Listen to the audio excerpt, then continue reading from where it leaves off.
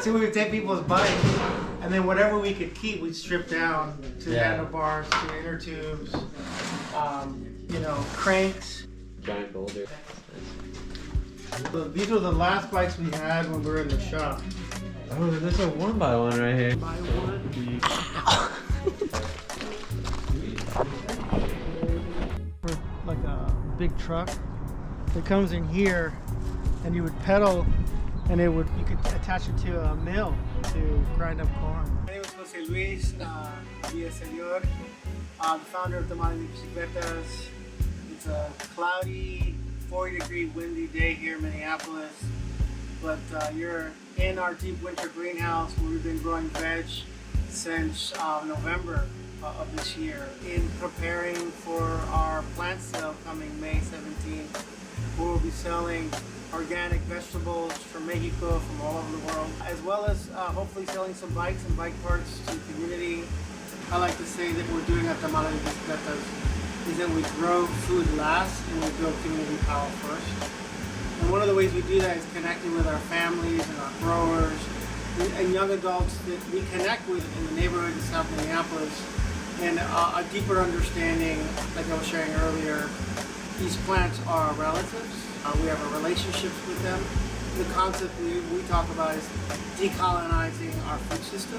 One way to destroy a community, a culture, a people is removing them from their connection to the soil, to the earth. And our concept of decolonizing our food system is encouraging ourselves, our families, our children, our growers, and others to return to what's natural, and that's the soil. Tamales Y Bicicletas is interrupting the conventional, non-organic, and bicicletas, bikes, bicycles, it's another concept of interrupting consistent use of vehicles and encouraging our community members that are already biking to learn the skills of repair or the upkeep of their bikes. Another contributor to climate impacts is transportation. So thinking about sustainable transportation and sustainable forms of growing food locally.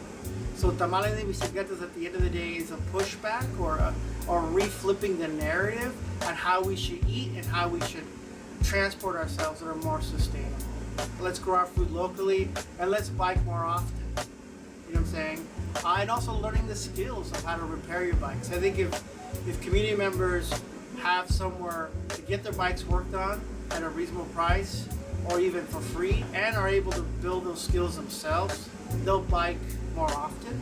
And so Tamales Y Bicicletas again is kind of a nudge to think outside the box to reduce our environmental impacts based on transportation and how we buy or can grow our food locally.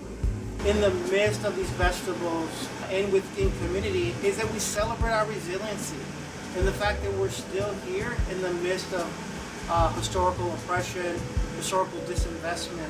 We're here, and what we're here doing is growing food together. And I think, if anything, for us, that's how we decolonize our food system. I just got to give love to my parents and to my abuelitos, my ancestors, that from my perspective sacrificed so that I exist today. And the way that I give thanks to them as my parents and my abuelitos, my ancestors, is to connect with plants, is to put my hands in the soil, is to understand that food is not just something we just eat, call it a day, but food's also medicine.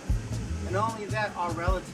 We have a relationship with the trees and the plants that we grow.